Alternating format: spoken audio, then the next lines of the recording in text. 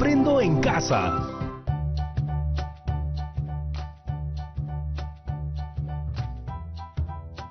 Hola chicas y chicos de tercero de secundaria. Mi nombre es Jonathan y esto es Aprendo en Casa, una iniciativa del Ministerio de Educación donde aprender es más divertido. Hoy jueves nos toca comunicación y les cuento que este programa está lleno de curiosidades. ¿Les adelanto algunas?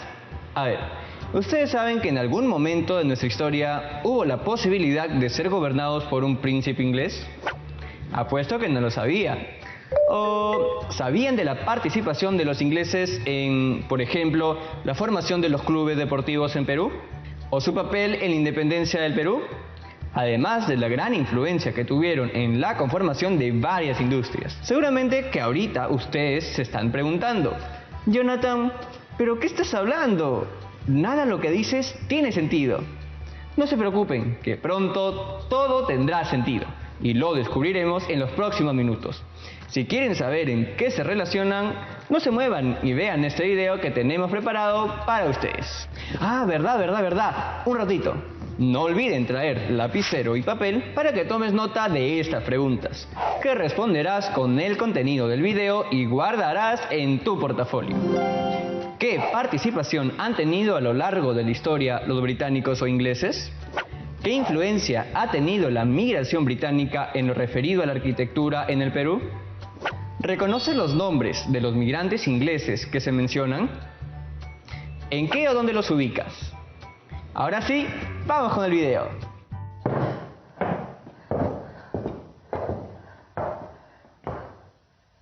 ¿Ser o no ser? Esa es la cuestión. ¿Qué es más noble para el espíritu? ¿Sufrir los golpes y dardos de una injusta fortuna? ¿O tomar las armas contra un océano de calamidades y haciéndoles frente, acabar con ellas? Morir, dormir, no más. Lo que acabamos de escuchar es la primera parte del famoso monólogo de Hamlet, uno de los grandes personajes de la literatura universal. Fue escrito por William Shakespeare, uno de los más grandes dramaturgos de todos los tiempos. Y Shakespeare fue inglés. ¿Por qué estamos comenzando este programa con esta cita? Porque hoy vamos a hablar de los aportes de la cultura británica a nuestro país. Si bien la inmigración británica no fue tan numerosa como la china, la japonesa o la italiana, nos dio aportes muy significativos, principalmente en los campos de la industria, el deporte y la cultura.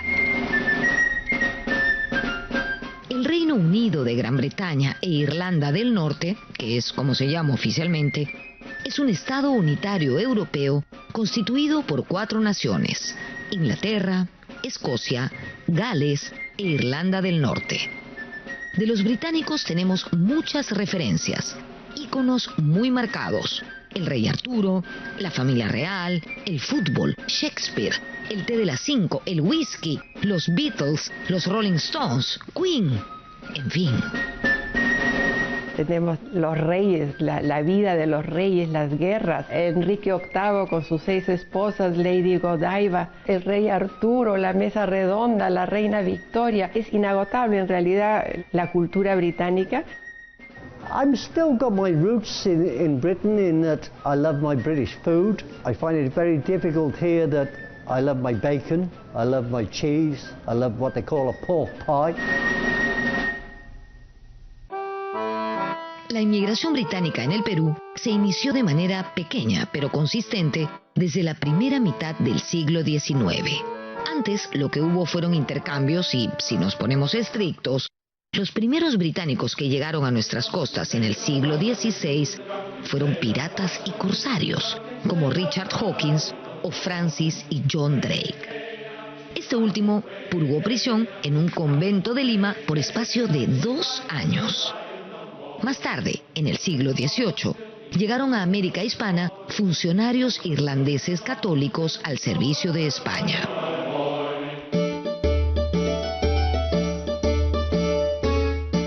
independencia del Perú, destacaron 3 británicos: Thomas Cochrane, Jorge Martín Guise y Guillermo Miller. Cochrane ha armado un poco una carrera naval durante estos conflictos napoleónicos, pero también ve que para poder acceder a mayores premios, a mejores posiciones, necesita seguir incrementando su carrera, y Europa está en paz. Y los lugares donde presentan oportunidades son justamente en América Latina, y el gobierno chileno lo contrata con una comisión bastante generosa.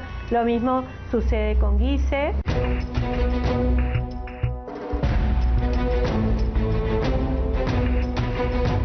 La Armada Patriota chilena, que trajo al general San Martín, estaba al mando de un marino británico, Lord Thomas Cochrane. En 1819, Cochrane empezó a hacer incursiones de reconocimiento en la costa peruana e incluso atacó el Callao, pero no logró someter a los buques realistas ni a la fortaleza del Real Felipe, donde yo me encuentro en este momento.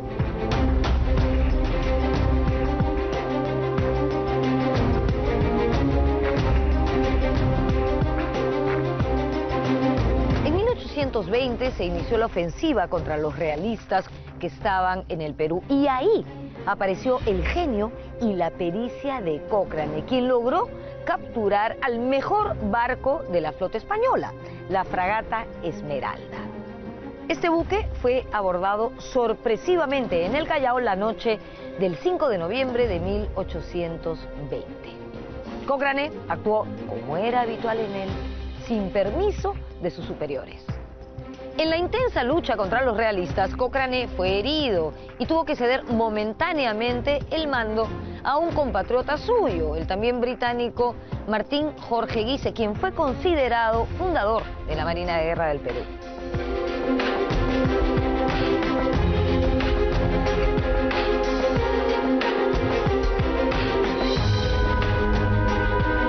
Jorge Martín Guise se afincó en Perú, se hizo católico y se casó con una limeña. Guise es inglés y también tiene familia militar, hace una carrera militar, pero no está, digamos, a la altura en el rango y la posición que tiene Cochrane.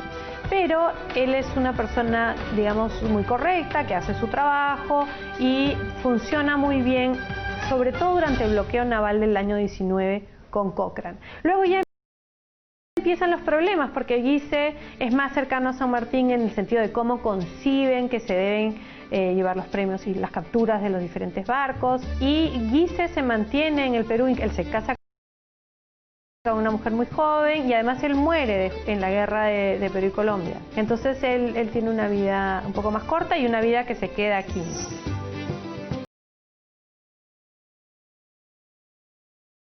En 1821, el Protectorado de San Martín envió una misión diplomática a Londres.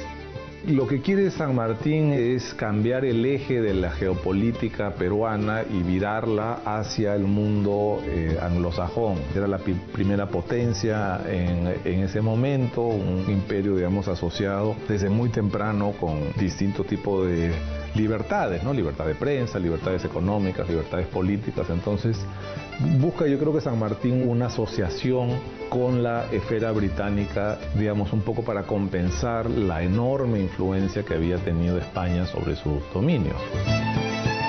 San Martín quería una monarquía constitucional y pensó que el emperador podía ser un miembro de la familia real británica.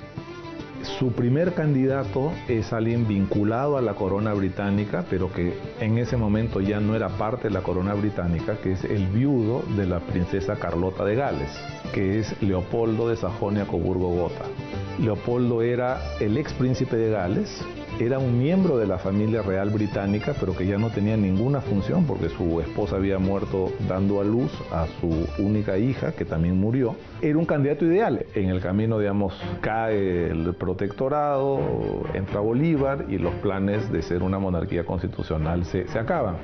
Pero Leopoldo llega a ser el primer rey de los belgas, luego de haber rechazado no solamente la corona del Imperio peruano, sino la corona de Grecia. El ejército de Bolívar también estaba compuesto por algunos oficiales británicos. Bolívar manda reclutar en Londres a británicos, tanto irlandeses como ingleses, algunos escoceses, y ellos llegan a la parte norte del continente y la mayoría muere por problemas de enfermedades tropicales. Pero algunos de ellos llegan a ser muy importantes con las fuerzas de Bolívar. Personas como Daniel Florencio Leary, James Burdett O'Connor.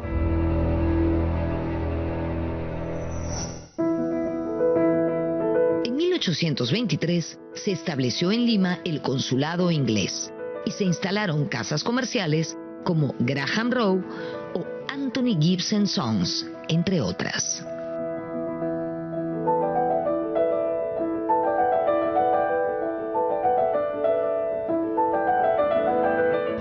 Británico fue creado en 1834 en el pueblo de Bella Vista.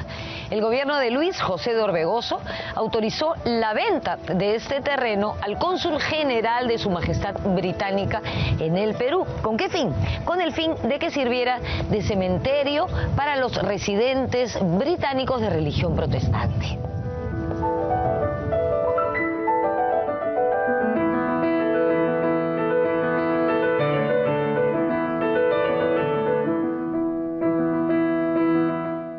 El general inglés William Miller, más conocido por nosotros como Guillermo Miller, fue un importante héroe de la independencia y fue quien organizó y entrenó al ejército peruano de 1823, cuando éramos una república naciente.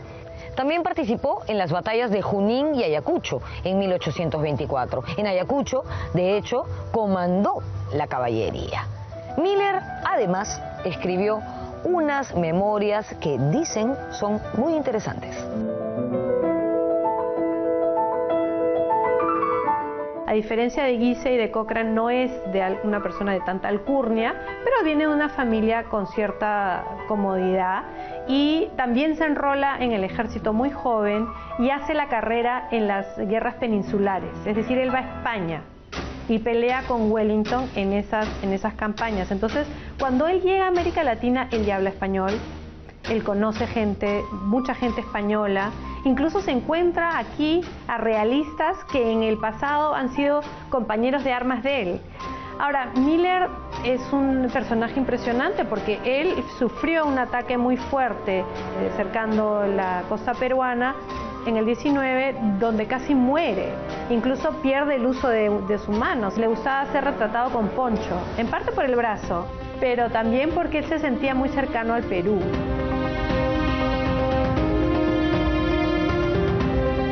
Miller pasó sus últimos años en Lima y cuando sintió cercana la muerte, pidió que lo llevaran a un buque británico que estaba anclado en el Callao. De hecho, murió en ese buque en el año 1861, cuando tenía 66 años. En su hígado se encontraron 2 balas. Miller fue enterrado aquí, en el cementerio británico, pero en 1926 sus restos fueron trasladados hasta el Panteón de los Próceres, que queda al lado de la Casona de San Marcos, frente al Parque Universitario. En este cementerio encontramos todavía un homenaje de la nación peruana a su figura.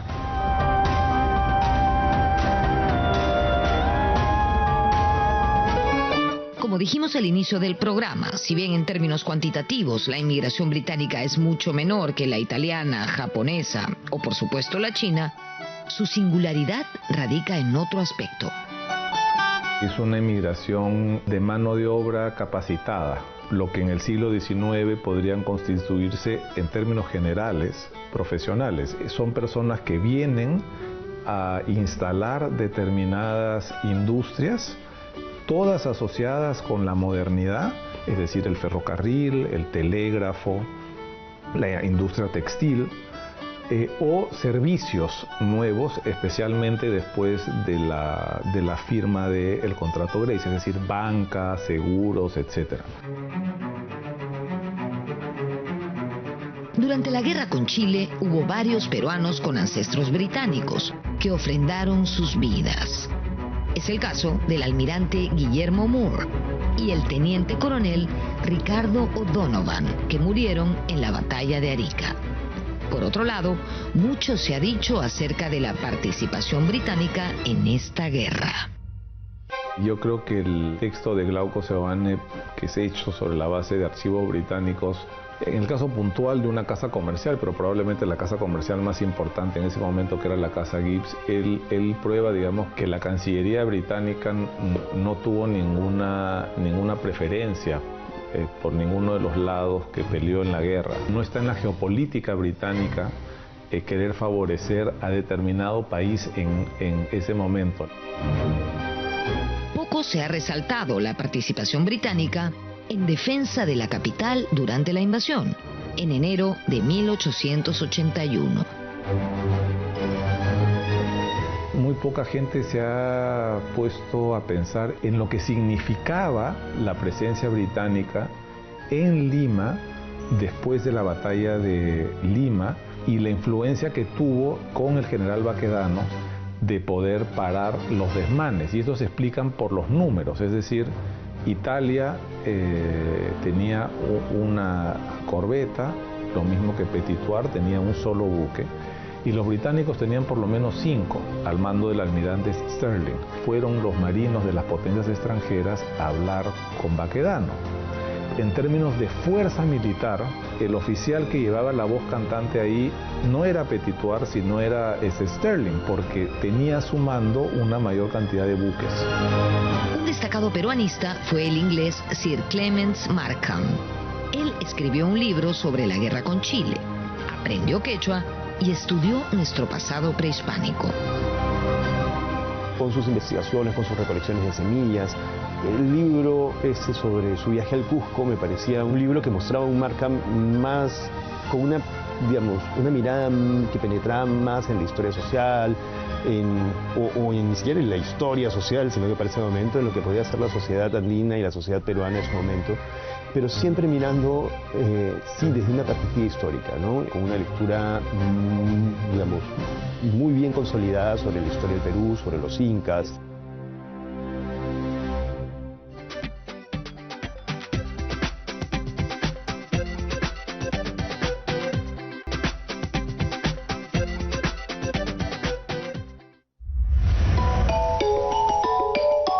Luego de la guerra se firmó el contrato Grace, que estipulaba que los acreedores ingleses agrupados en la Peruvian Corporation se comprometían a cancelar nuestra deuda a cambio de pagos anuales, la administración de los ferrocarriles, toneladas de guano y otros beneficios.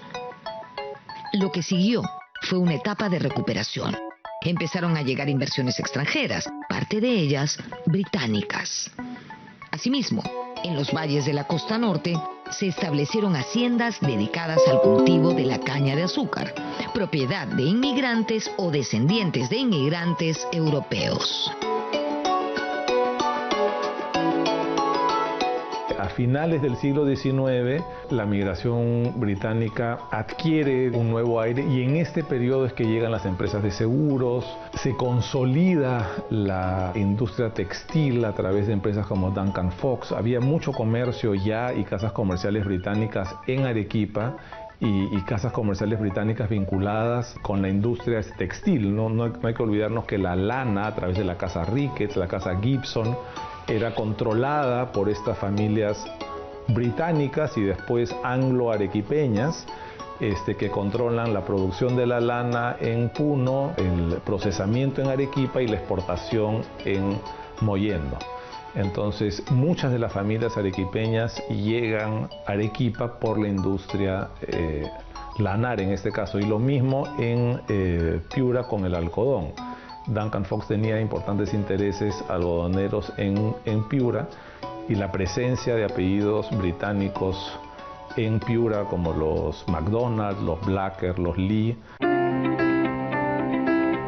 Mi padre vino al Perú en 1919 cuando lo soltaron de la Primera Guerra y él se casó con una de las 6 hijas de su jefe en esa firma Graham Rowe, que era una firma muy grande inglesa, así que ellos importaban y ellos se llevaban de aquí piedras, minerales y otras cosas. Mi padre llegó al Perú después de la Primera Guerra Mundial, más o menos por el año 18, 19.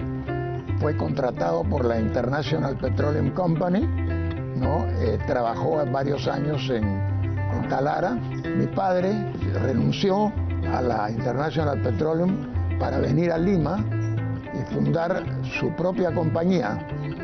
Esa compañía se llamó Morris y Montero. Y tú podrás ver acá esta placa donde dice Morris y Montero, que la guardamos como recuerdo, ¿no? Tenemos la diagonal de Miraflores, que fue construida por la compañía de mi padre.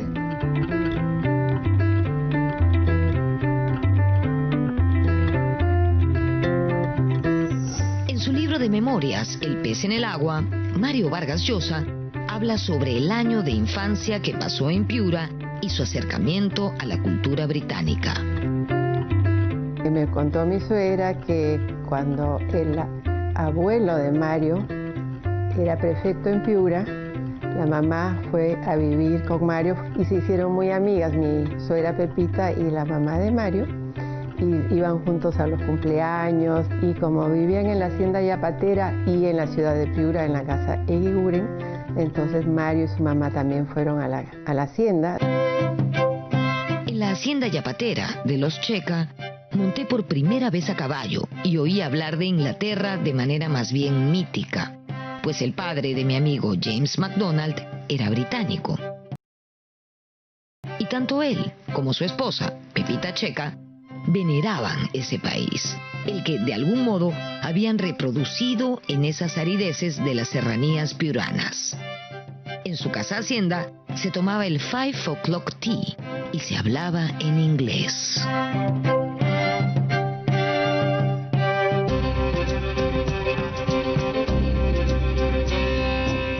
Uno de los aportes más importantes de los británicos en el Perú se produjo en la esfera del mundo asociativo, llámese clubes, sociedades, colegios. José Gálvez señala en su libro Nuestra pequeña historia que nosotros le debemos mucho en materia de sociabilidad, de diversión, a los ingleses, en este caso británicos establecidos en el Perú. Estos británicos son los fundadores de los primeros clubes o espacios para la sociedad peruana, o limeña específicamente. La creación de los primeros clubes británicos datan de 1835 con la creación del Salón Comercio. Otra institución británica importante es la que se funda en 1844. La biblioteca inglesa contaba con periódicos europeos y básicamente reunía a toda la colonia británica en el Perú, pero tenía la particularidad de que también recibía a inmigrantes extranjeros de otras nacionalidades y peruanos. Uno de los clubes más representativos de la colonia británica es el Phoenix Club, que tuvo varios locales en la Plaza de Armas, la Plaza San Martín y hoy en San Isidro.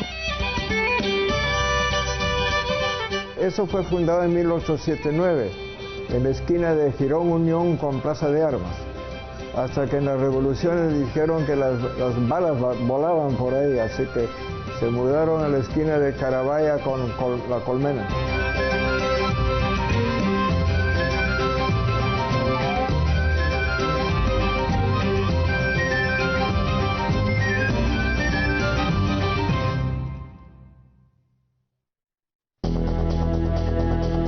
Después de la guerra, y sobre todo en las primeras décadas del siglo XX, los deportes practicados por los ingleses suscitaron un gran impacto entre los peruanos.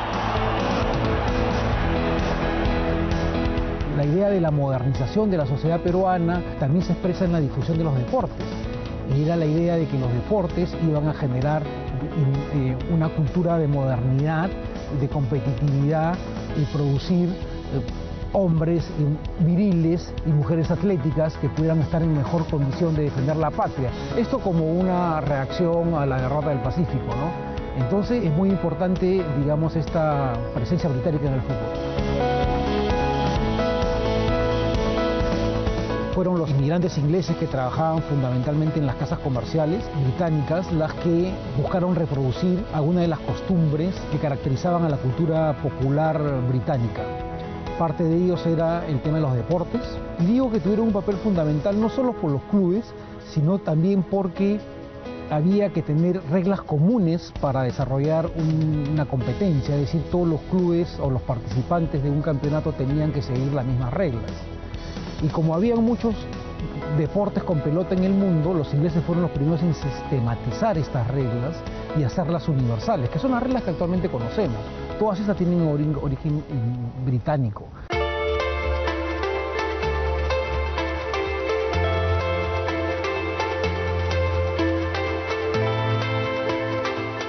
El primer club deportivo fundado por los británicos en el Perú en 1859 fue el Lima Cricket. Sus fundadores eran dos empleados de las casas comerciales Anthony Gibson Sons y Duncan Fox. Se dice que este club tuvo al tercer equipo de fútbol más antiguo del mundo y al más antiguo de Sudamérica, por supuesto. Las primeras actividades deportivas se practicaron en terrenos de Bella Vista y más tarde, en 1885, estas se mudaron al campo de Santa Sofía, que quedaba en las inmediaciones de lo que hoy es la Avenida Grau. Luego se mudaron a Santa Beatriz y allí se practicaba fútbol, cricket, polo y golf.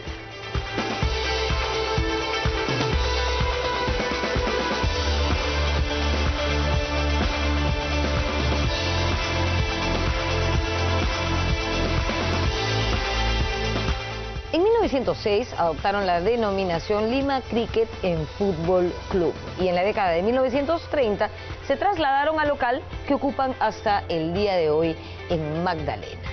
Este es el pub Cricketers, o sea, el pub de los jugadores de cricket.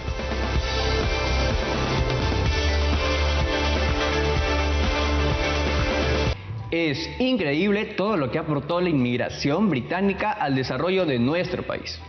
Y quizá nosotras y nosotros ni siquiera lo sabíamos. Como acabamos de ver en el video, la llegada de los ingleses al Perú no solo trajo consigo desarrollo y avances tecnológicos, sino también una serie de cosas que nos hace sentir orgullosos como peruanas y peruanos. Por ejemplo, las típicas pichangas de los domingos. Otra cosa que me pareció muy interesante es que los ingleses tuvieron un papel muy importante, según dicen, en el proceso de la independencia. Bueno, queridas amigos y amigas, ya estamos llegando a la parte final del programa y como siempre, ahora es el turno de ustedes. El reto de hoy es investigar a profundidad sobre la inmigración inglesa en el Perú y elaborar una infografía sobre sus aportes más significativos o los que más llamaron tu atención. Para desarrollar esta infografía puedes utilizar los materiales que tengas en casa. Pueden ser crayolas, plumones, cartulina de colores, lo que ustedes quieran. Dejen volar su imaginación. Recuerden que pueden compartir todo lo aprendido con sus primas, amigos, vecinas o familiares. Es muy importante poder registrar sus trabajos y guardarlos en su portafolio. Así tendrán todas las evidencias de su aprendizaje. Recuerden lavarse frecuentemente las manos con agua y con jabón por al menos 20 segundos. Y si van a salir a la calle, que sea solo cuando sea necesario, usando su mascarilla y respetando la distancia social de al menos 1 metro. Esto fue todo por hoy en Aprende en Casa. Nos vemos en una siguiente edición. ¡Chao, chao, chao!